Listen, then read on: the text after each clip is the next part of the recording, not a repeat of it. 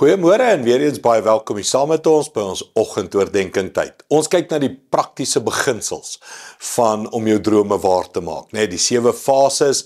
Tweede fase is daai 6 S'e en dis van, jy weet, surrender en wat was dit? Sien, sê, skryf, al daai goedjies en dan die laaste enetjie is swaar kry. Jy moet voorberei dat jy gaan swaar kry in jou droomtyd. En ons dink altyd, en ek sê dit in elke preek, as dit die Here se wil is, sal alles uitwerk. Dis nie waar nie.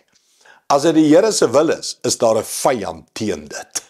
En jy moet weet, 'n droom is harde werk, 'n stoei, dis baie keer dink jy's aan die einde, dit gaan nie werk nie, dit gaan nie waar word nie.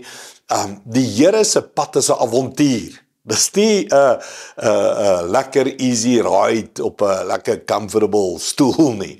Dis 'n avontuur, dis 'n journey van excitement. Hoor net Paulus, wat gebeur met Paulus? In die wil van die Here, 100% in sy droom, stap die pad wat hy moet stap. Handelinge 14:19 sê, toe het daar Jode van Antiochië en Iconium afgekom, en die mense na hulle kant toe oorgehaal. Hulle het Paulus gestenig en hom uit die stad gesleep onder die indruk dat hy dood is. Mens, as so iets of iets naby soos dit met ons moet gebeur, wow, ons sal dit evalueer en ons sal sê, dit was nie die wil van die Here nie, en wat het ek fout gedoen, miskien moes ek nie so bold, miskien is ek nie so gepreek het, miskien moes ek nie in die dorp, weet, iewers is ek buite die wil van die Here. Paulus was in die wil van die Here en daar gebeur toe iets met hom. En dis Paulus se hele storie, nee, ons almal weet, hy word gevange geneem, die skip is op die rotse en Paulus kry seer en 'n slang pik hom, en so kan ek net aanhou. Sy hele lewe is vol uitdaging, swaar kry, moeilike tye. Ons eie koning, Jesus, ons meester, sy lewe was vol swaar kry. So moenie vir een oomblik dink, my drome is 'n bewys van gemak nie, of gemak is 'n bewys dat ek in my droom is nie. Moenie gemak gebruik as die maatstaf van die wil van die Here nie. Bid, soek sy stem, leef gehoorsaam, en as daar 'n rowwe tyd is, druk deur, volhard, en die Here gaan jou en my help om by ons drome uit te kom, maar ons gaan moet hard werk ook. Kom ons bid dit saam.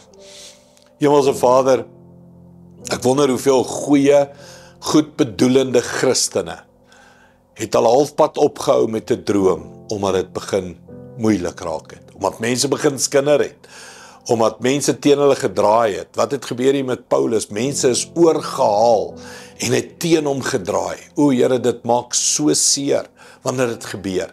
En dan wil ons stop, dan wil ons opgee, dan sê ons, ek's dalk nie in die wil van die Here nie. Here, maak ons vandag braaf.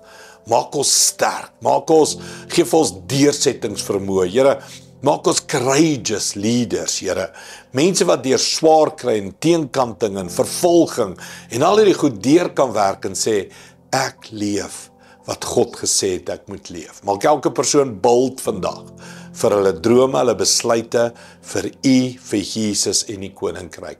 Dankie daarvoor in Jesus naam. Amen.